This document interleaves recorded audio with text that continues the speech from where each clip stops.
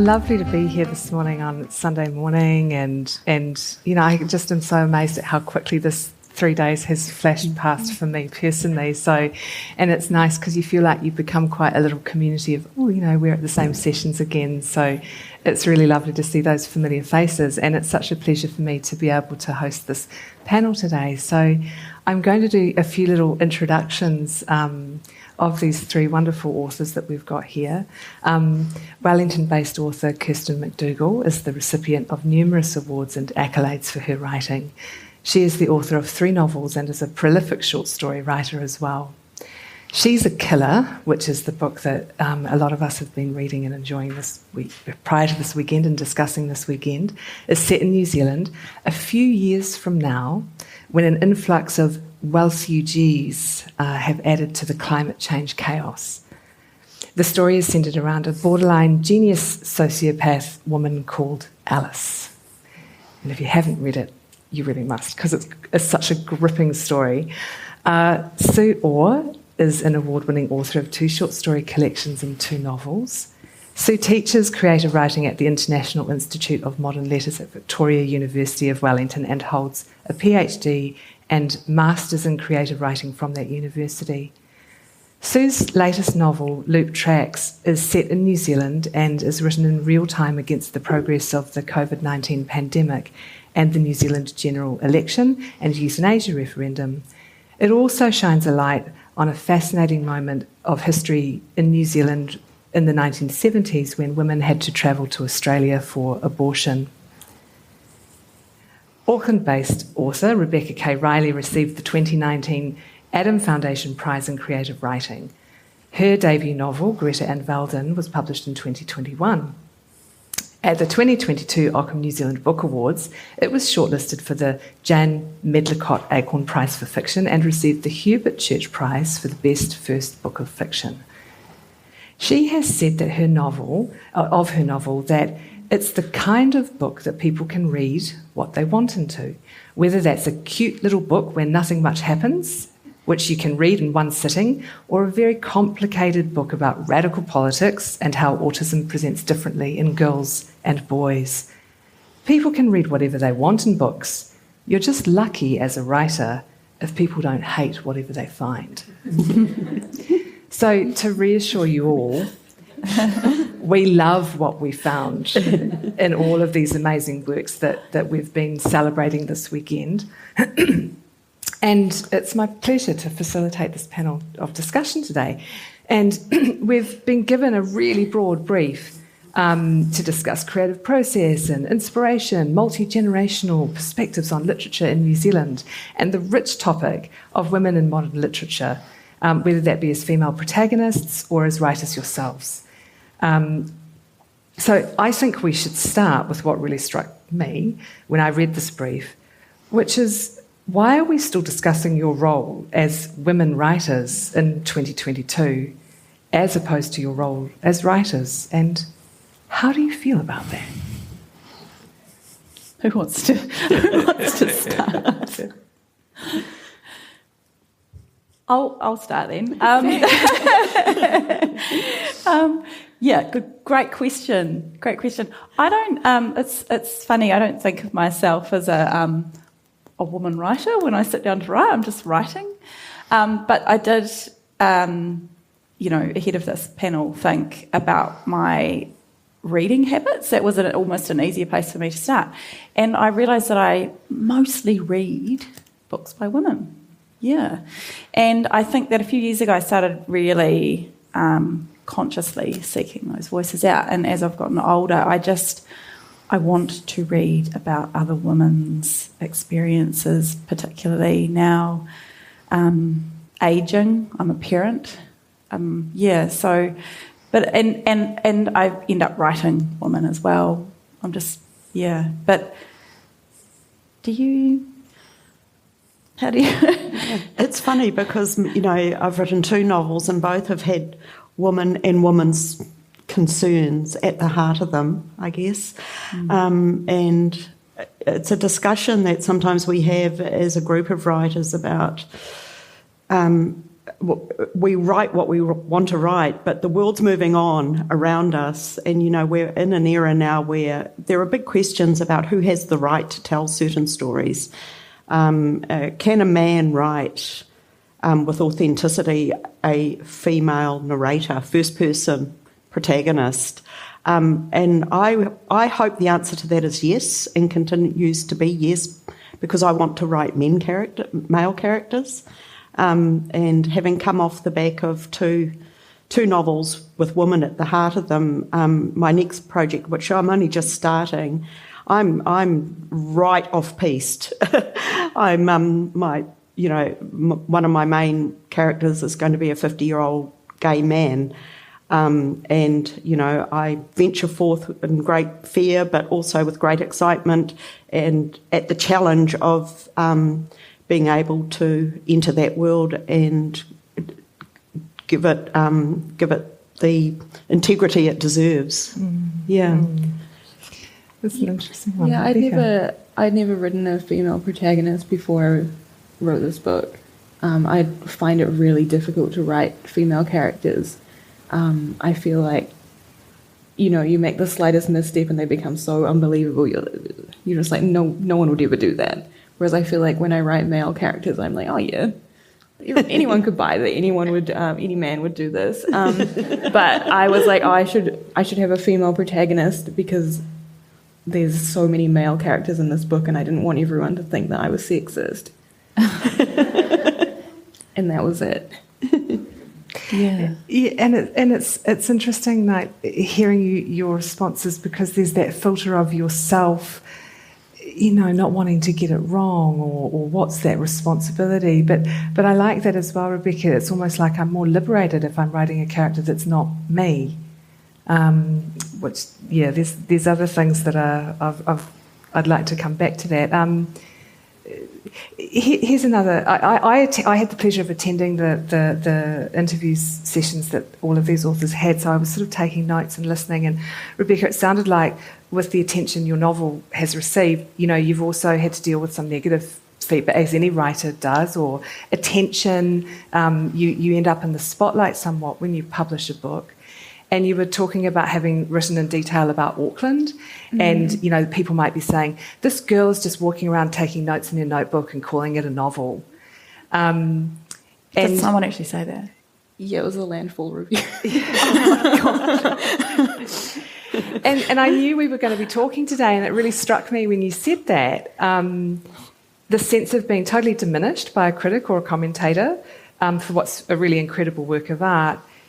And I wondered if do you think this is a unique experience for women to be sort of shrunk like that, or is this a shared experience for authors when you talk with other writers? I think that women are more likely to be assumed to be the protagonist of their books. I don't know why. I think people often find it hard to conceive of women having a strong imagination. So often when people read books written by women, they just assume that she is the main character. Even if in my book there are two protagonists, people would only assume that, Greta's life is similar to my life, which I find that, if I was more similar to one of them, it would definitely be Velda by far. I don't know where that kind of assumption comes from, but it sure is annoying. I think there was, I say was, and I don't know if it's quite in the past tense yet, but there used to be this idea that women's fiction was, this term domestic, which, I always loved to read books because actually domestic fiction is often about families, which is also about politics and just living. But I think women used to get this kind of label put on them, and it was a diminishing label. But to me, like the thing set in a home around the hearth, that's the stuff of life. And I don't know if that's still happening. I don't feel particularly singled out for criticism as a as a woman writing, but I don't know. Like, I don't know that it's harder on me than it has been on, say, some of my male peers. I'm not. I don't have a sense of that, but do you? I feel like a little bit at the moment.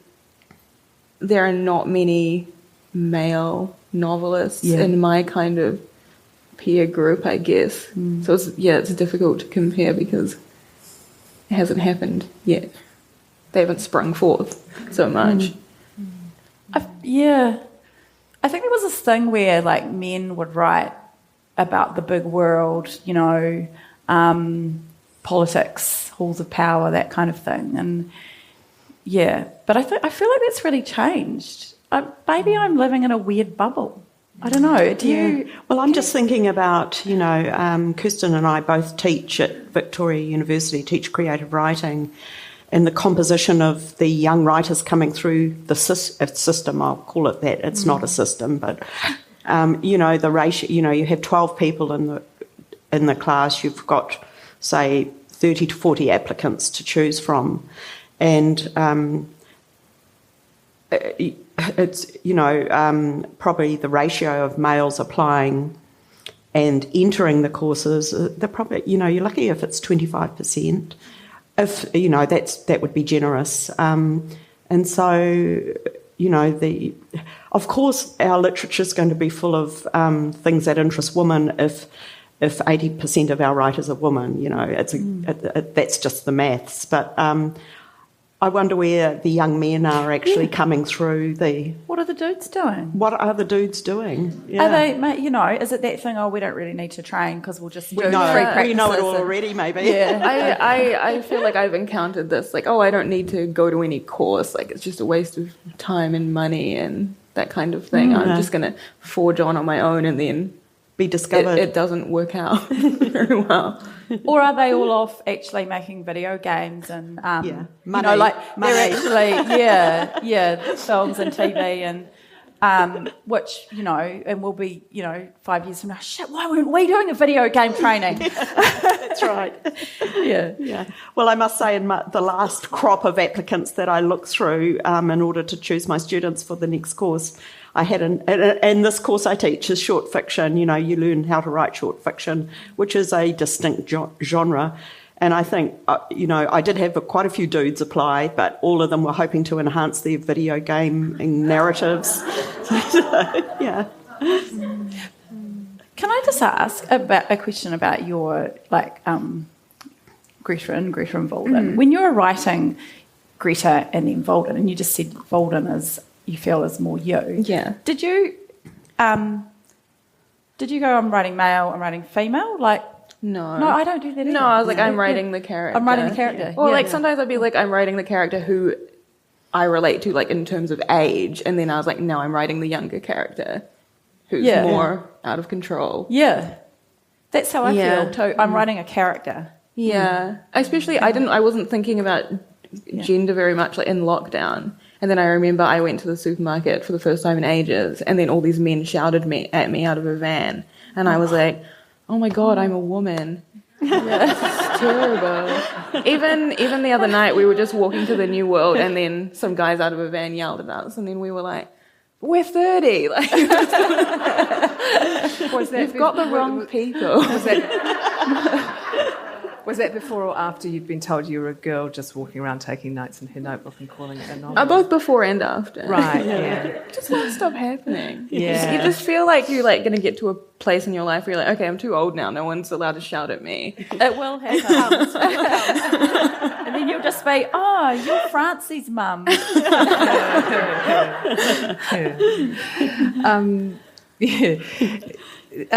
Rebecca, you also mentioned last night there's a lot of queer characters in your books, and your response was, I forget people are straight. Yeah. And I wondered as well, like, you've sort of both touched on this, Kirsten and Rebecca, just now. It's like, I mean, does it actually matter? Is it relevant? Do we have to have lived experience to actually imagine a character and bring them to life in a book? I think you need to breathe life into your characters. So like I need to feel that each character is speaking the way they speak and using the sort of language that's appropriate to their lives and lived it. So I need to have done the thinking and imagining behind the character to be. And, so the other part of that question is, where does that stop, I guess? And, yeah, there are people that I'm not going to write, say, the experience, like, I don't know if anyone went on Thursday evening to Abbas Nazari's talk. Yeah. I think that's an experience I probably wouldn't try and write because I don't know enough. I don't, and that's not mine to write. That story is not mine to write. There are plenty of stories that are mine to write. Don't need to do. Yeah. Mm. I feel the same way about writing from ethnicity. I feel in terms of Māori and Pacific writing in New Zealand, I'm of the school that thinks I will stand aside and leave that space for people for whom it's their story to tell.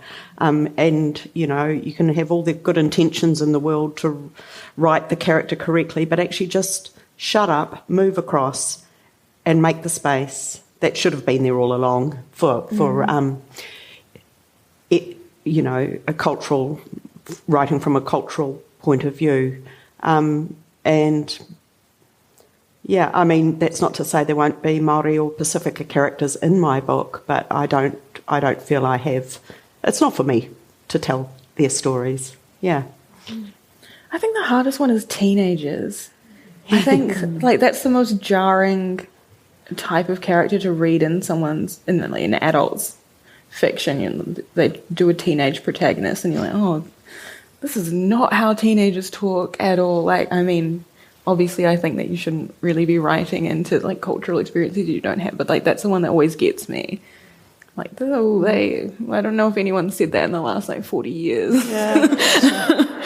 Maybe as a parent of teenagers, you might get a bit of a shot at it. I have been that person, so yeah. But I know the trends move on so quickly. Yeah. Your book could never come out fast enough to capture the moment. Yeah, the language. Yeah. But maybe you can write about your teen experience. Yeah. Set back Yeah. for me, I was late 80s and the 90s. So there's stuff that is, I just know. Yeah. I can feel how it... Just tap into the texture and the smell of the time. Yeah.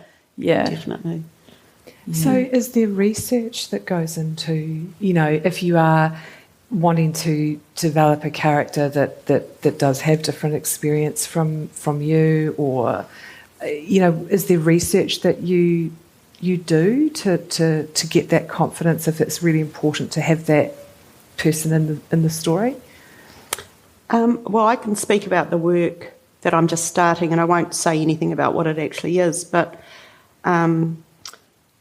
I'm taking counsel from 5 gay men who are hands-on, shall we say, with the plot. And they will tell me in no uncertain terms what I've got right and wrong. But not only are my protagonists they're outside my lived experience, but the world in which I'm setting the story is also outside my lived experience. So unlike Loot Tracks, which, I could have written that apart from the help of Margaret Sparrow on certain things, my teenage friends went off to Australia to have abortions or went away to faraway places to have babies. Everything about this new work that I'm starting is outside. So I am researching, and I love research, so I'm very happy about the space that I'm in at the moment. But it's only when I think I can kind of start to understand the world that I'm going to enter that I'm starting to write at the moment. Mm. Yeah, so research is really important for me. Mm. Mm. How about for you, Kirsten? Well, I have a degree in history, but I don't enjoy research a huge amount. I like to... one of the things I take from my history degree is I really enjoyed trying to get a sense of tone and texture of a period. But actually you get that through fiction and film, and so there's a sort of a way of reading historical documentation alongside not just stuff that's produced in the same era, because obviously that's not possible if you're setting something in, say, the 16th century. They weren't making films back then. But, but I'm not... that's just not... The fiction doesn't spring out of research for me. It's not a place I go to get ideas, really. But if I need to consult... But the thing I will do is I'll write a scene first and then consult and see what I got wrong. And I think it's really interesting that if you have kind of strongly imagined your way into a character, you'll often get things right. And it's just stuff like what kind of pot were they using in this, era, or your cloth and this sort of thing. So I'm not big on it. But I also, I love people that. I love books that do that. I loved the Mantell trilogy about Cromwell, and What about you? Yeah, I love research, but not really like in terms of character, only like really for place, I think, or I like to know kind of what was popular in whatever era I'm like trying to write into, even if it was only 5 years ago or something like that. Just checking like what were the sort of big news stories, or what movies had come out, or what songs were popular. I think that really helps me more than anything. And I guess a little bit with character as well. Like sometimes you have to check things like what year did the Champions League start, if you like want to put in something about someone being a fan of football when they were younger or something. Like that kind of research. But I don't think that I would, I'm not going to be Googling, like, what does it feel like to be from Papua New Guinea and write about that? That would be wild. But that stuff as well, like what was the number one hit? What was the earworm everyone had in that particular month? Like, if you know that and it's wrong, it's so irritating. It's so irritating. Yeah, that kind of thing. You have to get that it has stuff. to be right. Yeah. I had to do...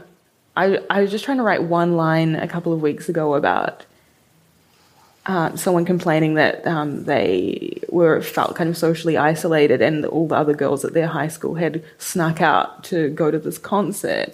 And then I had to look up which concerts happened in Auckland in 1985, and then was just kind of stuck in that hole for hours, being like, oh my God, like... this is amazing. All these, David Bowie was there. Oh, the bands that used to tour. Yeah. Like, amazing. In the 80s and 90s, it was, phenomenal. And then I was just researching the history of Berlin, the band, for a long time after that. So it's hard for me to not get stuck into doing this and then for the purpose of like one sentence.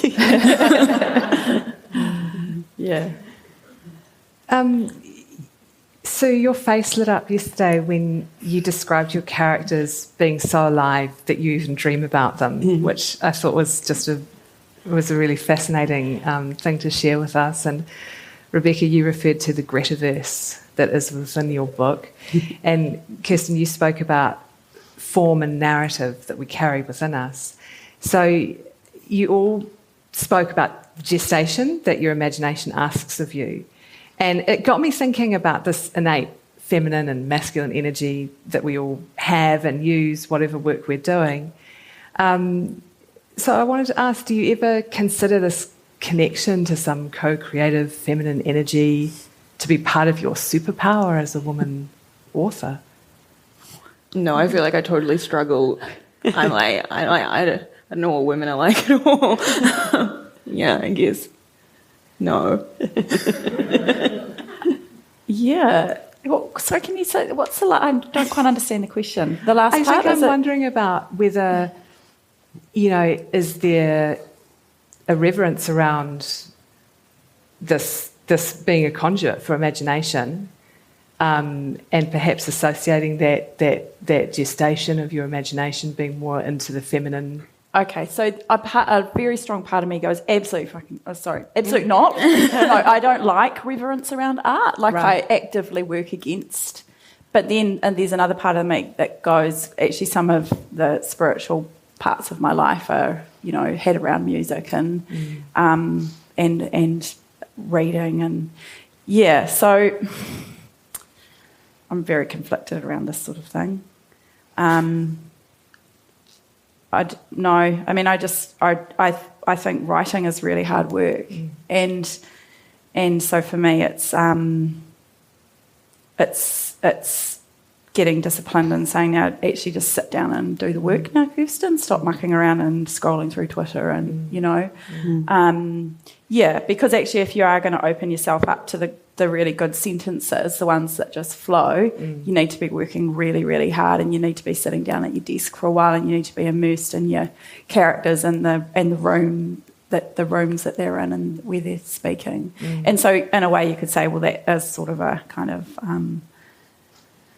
I really hesitate to use the word kind of spiritual experience, but it is it's a certain type of creative energy, But I never want to turn it, like I really do think, I've got friends say, my husband is a composer for film and TV and has worked in music all his life, and we've got, my friends who are lawyers and doctors who say, oh, you've got such an amazing life, it's so...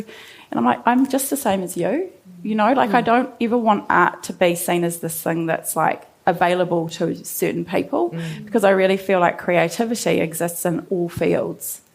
Oh, absolutely. It's just that perhaps you're more conscious of that than a lawyer or a doctor. I don't know. I guess I'm kind of curious about that, whether you feel that sensitivity.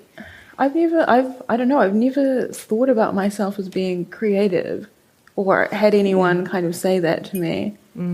I think when people find out that I'm a writer, they feel sorry for me. And they ask me what my day job is, and I say I don't have one, and they're like, oh, well, things will pick up. So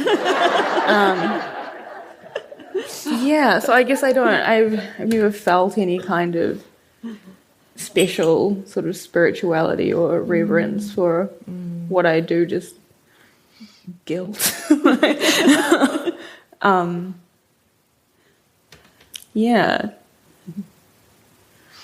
So you mentioned like that chill that you got when your friend was telling you this story, and it was like you grabbed that creative idea and ran with it. Yeah. What are your thoughts about this? Well, firstly, I would say that I wouldn't ever categorise whatever it is we're talking about. I don't think of it as a feminine energy. I just think of it as an energy, and my background is in journalism. I was a daily newspaper journalist for 17 years in my previous younger life, and 17 years of journalism will teach you, if you don't already have it, recognising there's a thread of a story there, and if I pull it, what am I going to find? And I don't think that ever goes away. And so I apologise if any of you were listening to me yesterday, because I will just say something again. So, the story behind Loop Tracks was a friend of mine on a plane going to Australia to have an abortion. And I knew that story already. I knew that happened in New Zealand history. And so she was talking to me about it, and then she said, oh, and the bloody plane was delayed for 6 hours. And that's when I went, oh, there's the moment, because the scope of those 6 hours for a young woman or any age woman sitting on a plane to re-examine what she's about to do, and the doors are locked, so there's no distraction. That to me, that was the frisson, and I think, two things happen for me when I go into a space where I think I know what I'm going to write about next. There's got to be something like that happen, which is just that kind of chilly moment, but then also, a character or characters that are going to be complex and flawed enough to carry a story for the duration of a novel, which is like a marriage. It's a very long relationship you're going to have with this piece of work. So, if we talk about any kind of energy or mysticism, I can break it down to those two factors quite easily, and I can't engage my mind with it until both of those components are there. It's fascinating. a lot of authors, and I think so, Kirsten, you both spoke about this yesterday, the way, characters take on life of their own, and they sort of end up doing things that you might not have even planned. And Kirsten, you referred to the veracity needed in a character's voice. Can that be really unnerving when a character's coming out that's very different from yourself, or is perhaps saying things that, it's like, where did you come from? Or I just think, oh my God, you've buried that one away, Kirsten. No, it's lovely. It's cool when that happens, because it means actually you're in a zone and you're on fire, however you want to call it. I love those little details that leap up and surprise you, and I just think, I'm doing something right now. I've got it. It's happening. Yeah. Yeah, I feel the same way. Yeah. I mean, with Charlie in the novel, she burns her polar fleeces and shags the neighbour. I didn't see that coming, but there you go. I didn't see that coming. Yeah, I thought, go you, girl. Yeah. Rebecca, do you have this experience also where characters behave? I can't remember that particularly happening. But I think sometimes you write something and you're like, oh, maybe I should tone that down. But then, you're like, oh, I guess the character would have just done this, so I'm just going to stay like that. It's interesting. Is it hard as an author when your character did this thing? Then it's people perhaps wanting to always assume that this story is very much about you, or did you do that, or is that based on me? Do you get this kind of, or do you get more accustomed to that as you grow into your writing journey? Well, I was at a Christmas party, and this woman who I know, I don't see her very often, but we always get on really well, and she was acting really weird around me. And I was like, oh my God, what have I done? What have I said?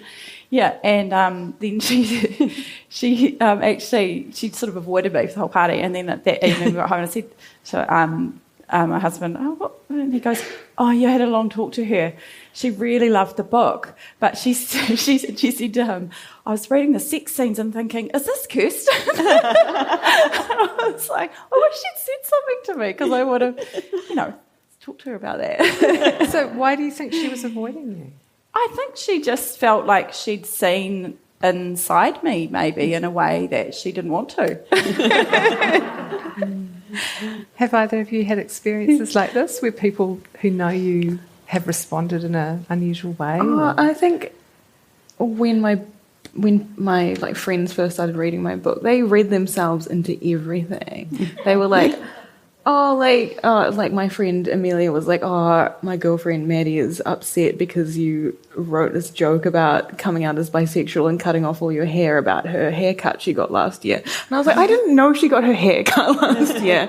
I feel like things like that kind of happen like all the time, when people are like, oh, you, or like my ex read the early manuscript and then messaged me in the middle of the night saying, did I ruin your life by going on holiday to Argentina that time? And I was like, no, I wrote that before you did that. And he was like, oh, okay, it's all right, I'm really drunk. But yeah, I just, there are things that you're like, oh, I feel like maybe this part of the scene is kind of based on an interaction I have. I hope that person doesn't feel upset by it or anything. But it's not that. It's just all the things that have totally nothing to do with everyone, and they will just read themselves into it anyway. How about you, Sue? Yeah, I mean, I actually have got to a point now that I don't care whether people might think these are my experiences or not. That actually doesn't worry me, except for my family.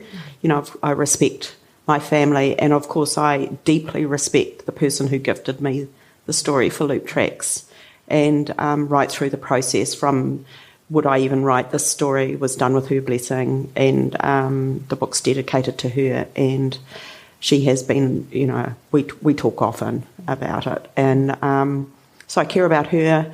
I care about my children and my husband and my parents and people who have to actually listen to other people talk about your book, particularly a book like that, which is, full of, trauma and controversy. And but if you want to write about things that are traumatic and controversial, then you can't tiptoe around it. You just got to write your story and let it be out there and talk to the people you love about what's in it before it comes out is ideal. But, you start negotiating and you're left with nothing of the things that you actually really want to write about.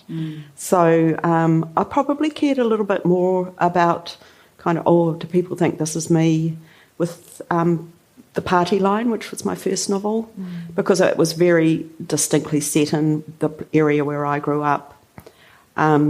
And I did have to have some kind of awkward conversations with my family about it, but never for a minute was I going to abandon the project, and I think they could see that. So, really I just renamed place names with fictional names in that book, so that was probably closer to the bone than loop tracks. But anything I write from now on, I think, you do get more and more, tougher, I suppose, about it, because you have to ask yourself, if you're going to worry about this, then you'll end up writing nothing. So, yeah. And, and on the other side, I imagine also there's a lot of, probably far more, really positive experiences where maybe people approach you at events like this, where it's like they share what they got from your book or what it meant to them, or, have you had those experiences as well, where it's like or maybe somebody's shared an interpretation or an insight about your book and it's like, wow, I didn't even think about it like that? I think one of the things that I've been delighted with the reception to She's a Killer is, I really wanted to write a kind of rollicking, like a good, fast-paced adventure story, and people have really responded, sort of saying, I did actually read it over 2 days, and, it was really funny, and I think that I used it as a platform to talk about a lot of my kind of misgivings about where we're going in terms of,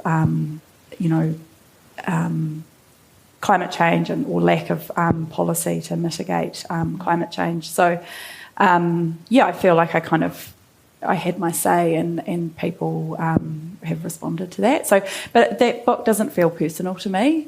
My previous book felt far more personal.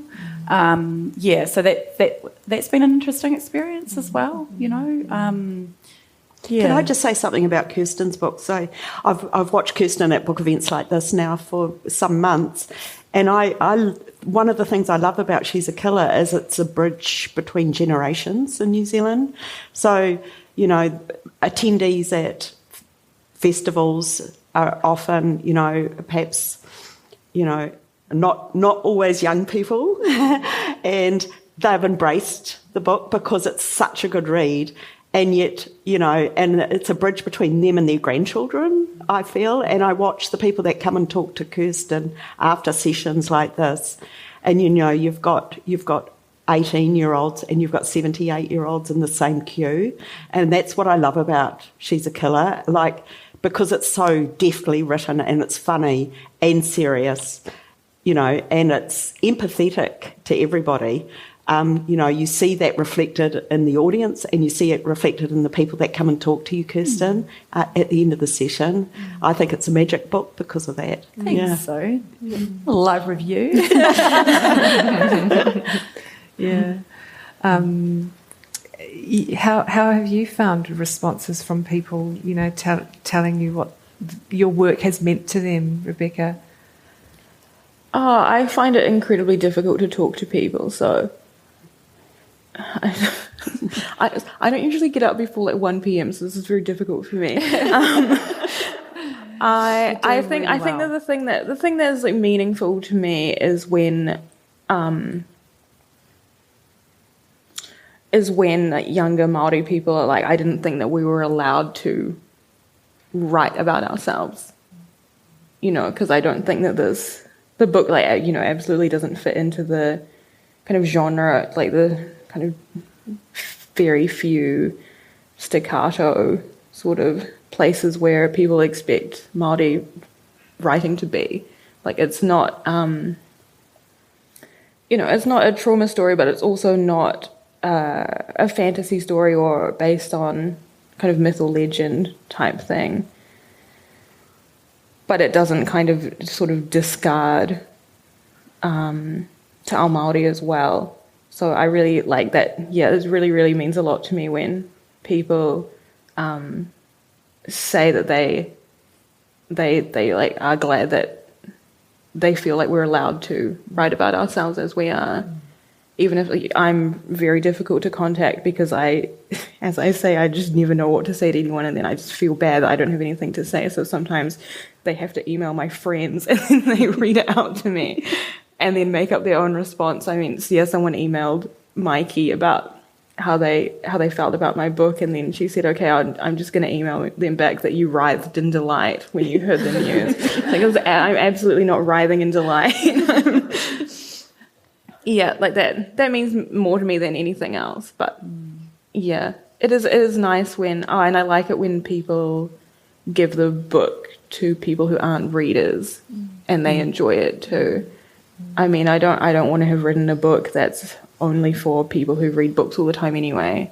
I want to write a book that's for people who enjoy story, which everyone does. Absolutely.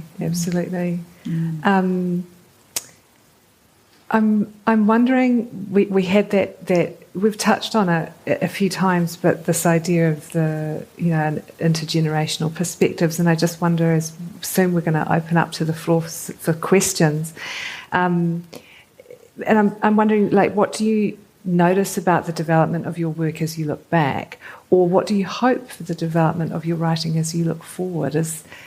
Sometimes we think, if I could give myself one piece of advice before my debut novel now, what would it be? Or, is there anything that you reflect upon about that in terms of the various stages of your writing careers that you're at? Yeah, I've had that moment, and I think about, I've only written 2 novels, so, early days and these kind of thoughts, but the thing I tried to teach myself with Loop Tracks, which I didn't do with Party Line, is stop frequently and think, what are the possibilities at this juncture in the book, and not go down the first road. Or you may end up going down the first road, but really stop and think, what are the other possibilities? Because you do get on a bit of a roll. And I had moments when I think back on that first book that I could have done things differently. And I think writers maybe are always re-editing in their imaginations in a way what they could have done with their work, but it's only ever a hindsight thing. You're never going to know that in the moment. And I'm sure there'll be moments in the future where I look back at Loop Tracks and think, damn, should have done that. I missed an opportunity there. But just to pause, because I'm a pretty impulsive person generally, and also I'm always in a rush to get things done and try and mitigate future disasters, which of course you can never do. But just take a pause now and again and let the brain kind of circle and just see what's in the corner that you might not have seen first time round. Saying that is easy, doing it is probably another thing. Sure. Thank you. This book felt to me very plastic. That I could kind of throw a number of things at the protagonists and see what happens. And that was I've never experienced that before. It's probably another way of saying what Sue's saying, and it's potentially that I've just gotten better at noticing opportunities that I've set up. But yeah, it was a really freeing book to write. So one of the things I've learned from that is you just really feel like you're having fun all the time. I mean, that should have been obvious to me, really. But I'm quite a slow learner, I think. I'm a bit tense. And the other thing is, actually Elizabeth Knox said this to me a number of years ago, and I've got a terrible memory, but I actually wrote this one down, and it was, be patient. And I think this is also what you're saying. Yeah. And I'm terribly impatient and actually really impulsive as well. So patience, sitting with something, letting it breathe, not letting the kind of embers go out, but letting it breathe and seeing what's there. That's massive. And it's got me really, really interested in different story forms as well. So at the moment I'm trying to write a play, which is, I have no idea what I'm doing, but, I think if I'd started trying to write a play even 5 years ago, I would have been, I don't know what I'm doing, I shouldn't do it. But now I'm like, well, actually, I didn't know what I was doing when I was writing this novel either. So, and that's great. Yeah. Yeah, absolutely. Yeah, I'm not impulsive at all. I'm too patient, and it annoys people in my life because I'm like, they're like, oh God, like, what are you going to do? Like, wanting things to happen all the time. And I'm like, I think that in 5 years it will have worked out. But I think that I used to think that things needed to be really dramatic in writing to be appealing to anyone or to be exciting or for it to be good writing.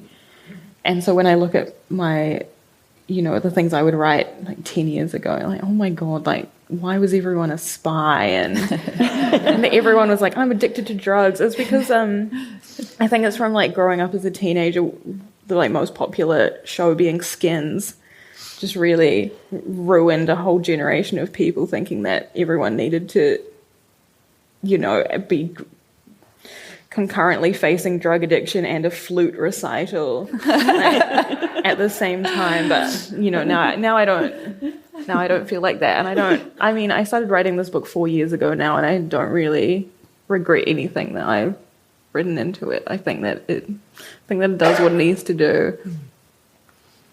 Yeah. But that, like that, the drug addiction and the needing to do the flute practice at the same time, it's a search for plot. So I see that in the younger students. I see it in my children as well. When you're young, it's like something needs to happen. So actually, that's what that is. Yes. And as you get older, or as you mature as a writer, you go, actually, there can be a whole lot of drama in a mother and daughter sitting in the kitchen. Talking, arguing, or not talking, like nothing more dramatic than someone not replying to you. Yeah. What have I done? No one. There doesn't need to be a plane crash or anything. Having said that, do you want to write? Like, I really want to write a car chase at some point in my life. I don't think that I could do it. I think that like my horrible like lens would be on it, and then the characters will be like, "Oh God, we're in a car chase." Well, that would be good though. Pull over and start laughing.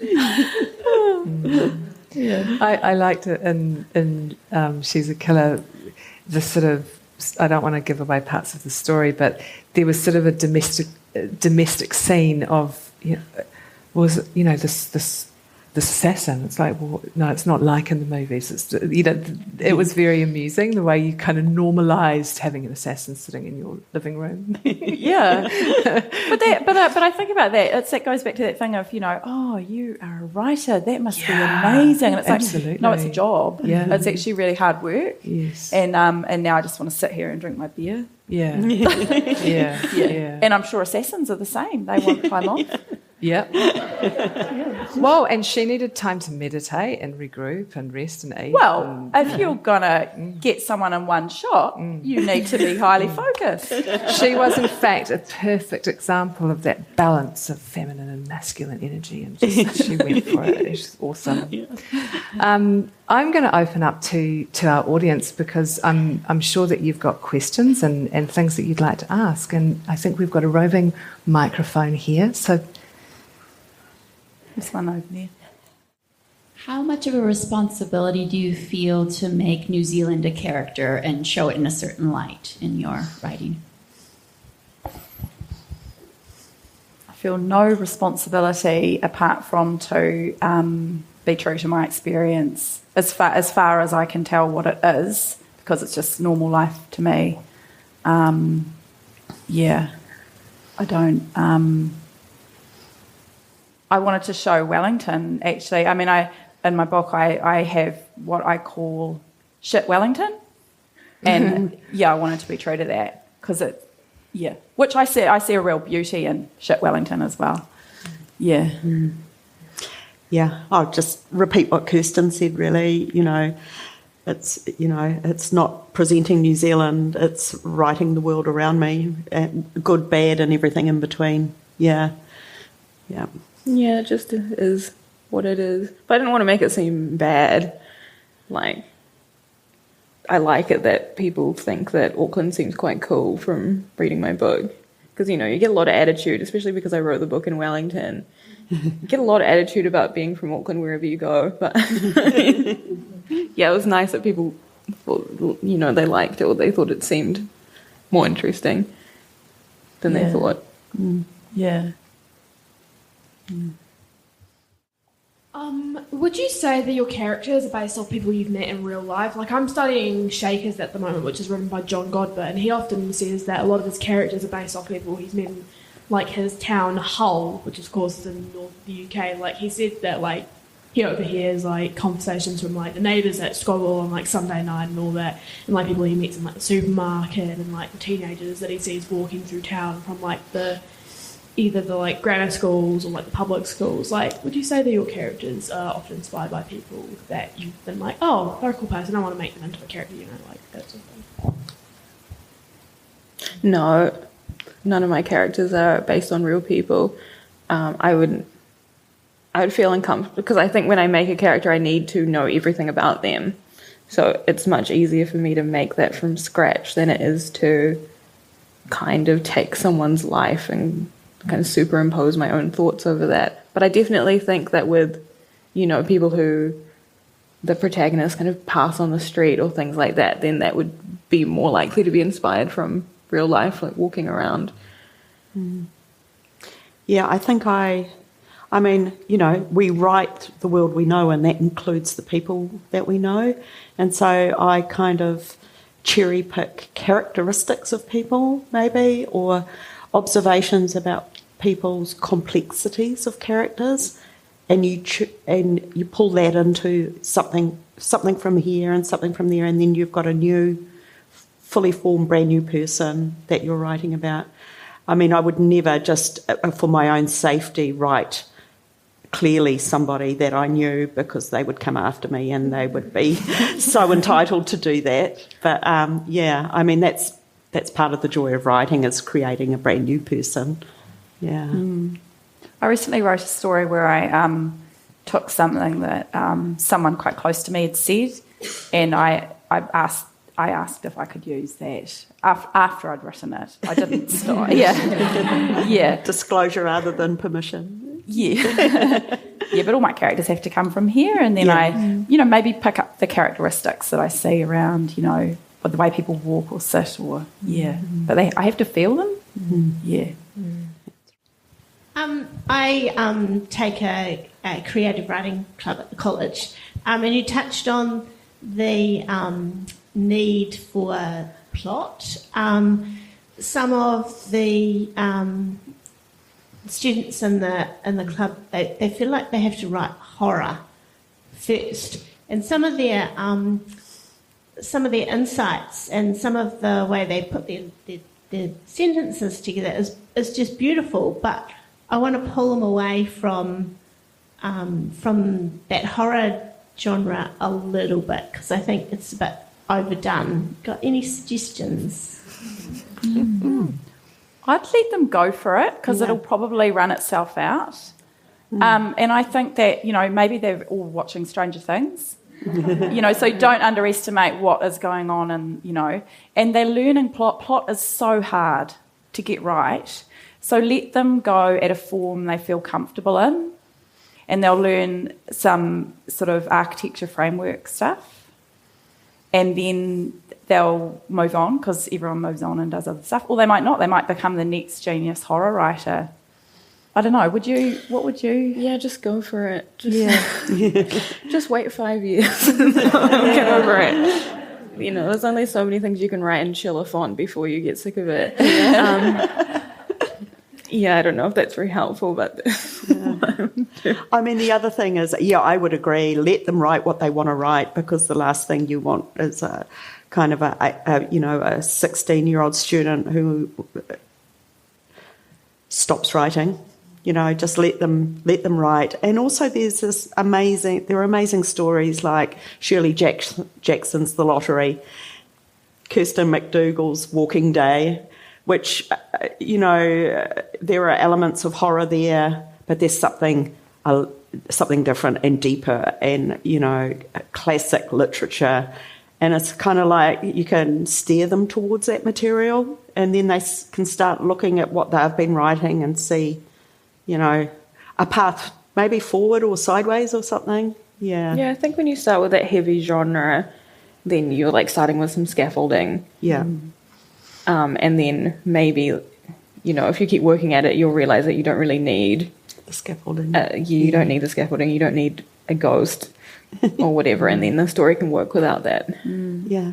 I also think horror is a way of expressing some really deep fear and horror of what is actually going on. So maybe they need it, I don't know. I totally think we need to expose, and I try to do this in my courses as well, expose the students to lots of different, if they say to me, I only read fantasy, I will absolutely be giving them realism for the whole trimester to go, see what it can do. It does exactly the same thing as fantasy. It's just different. There are no dragons, Yeah. Yeah. Yeah. Throughout your books, do you think that some of your characters take on the characteristics of previous characters that you've written? That's a good question. Yeah, sometimes I'm really concerned that characters are too similar to one another. And then I think in that case you sort of have to think what about them is unique or different from the other characters, and then sort of build on that more than... Yeah, I find it's hard when you are kind of filling in gaps of a story with additional characters for them to kind of not all appear as sort of the same NPC type person. But yeah, I guess you just have to really hone in on what is going to make that character different from the others. I sometimes if I've had a really strong character, that I carry the sort of energy of the character into the next thing I'm writing, and I go, oh, okay, actually need a break here because I need to. It's like kind of shifting gear and getting into another mode. Yeah. I can't actually answer that question, Trey. It's a really good question. I'm going to have a think about that. Yeah. I mean, there are similar characters in The Party Line and then in Loop Tracks. Similar characters, similar time settings, similar trauma in both the books. And I agree, Kirsten, it's a really good question because actually that's one reason why the next thing I work on is going to be totally different in every way. And it's almost like I've made a conscious decision to close the door on that landscape of life for the time being anyway and go somewhere else. And it's been a very conscious decision and one I've actually grappled with a little bit and have taken a lot of advice about. And so I think we've maybe got a comfort zone that we by default find ourselves in, and breaking out of that is actually it's a big decision, but an exciting one as well.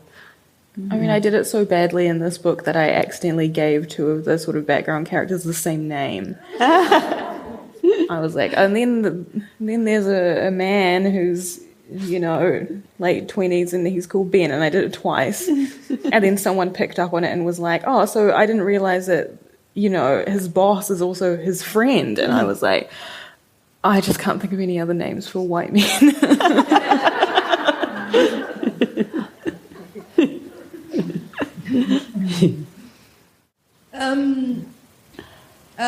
The novel is a form that people know about. What kind of challenges to that form can you see yourselves looking into down the road? I want to write something a lot shorter, and that's, I think that I taught myself how to be a bit more verbose in this novel, and I want to do something quite different next time. But I don't actually want to write another novel for quite a while. I want to write other things. Yeah. Play. Yeah. I don't know. Challenging form for me is not something that I find particularly exciting, but I think that a lot of other people do, so I should leave it to them. Yeah, sorry, I don't really think about form too much. If I'm not an expert on something, then I think that I shouldn't try and force myself to be. Yeah. Yeah, I mean, my first 2 books were short story collections. And because I was terrified I always wanted to write a novel from day one, but I terrified of the word count, so I'd get to 86 and I'd go, oh no, there's so many to go. I'll just stop now and write another short story. So, again, repeating myself very briefly from yesterday, but it's like the short story is a love affair and the novel is a marriage, and so different requirements from different relationships, short, exciting, and, definitely dangerous over here versus, a long, deep commitment with the novel. And now that I'm there, I want to stay there a while with the next book. I feel like the novel, it gives you space to breathe. The novel grows as you grow if you take long enough to write it, which, definitely I do. So, I feel like the next book will probably be similar in page length, to this one. Yeah, I want to stay in this space a wee bit longer. Yeah. Yeah, I think sometimes people think that if you're a fiction writer, you can write novels and short stories, but I'm actually not very confident in writing short stories, and I am really impressed by people who can write short story collections and come up with, maybe 10 or 12 completely separate, disjointed or connected ideas. I could never do that. I come up with one idea every 10 years. Yeah.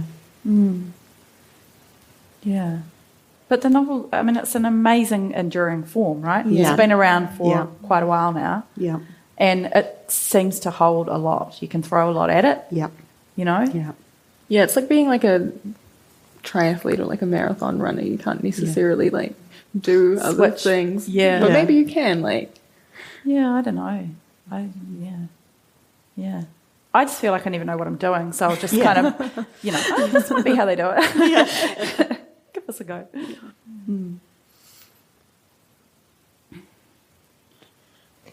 Well, you're both impatient, Sue and Kirsten, and impulsive. And Rebecca, you're very patient.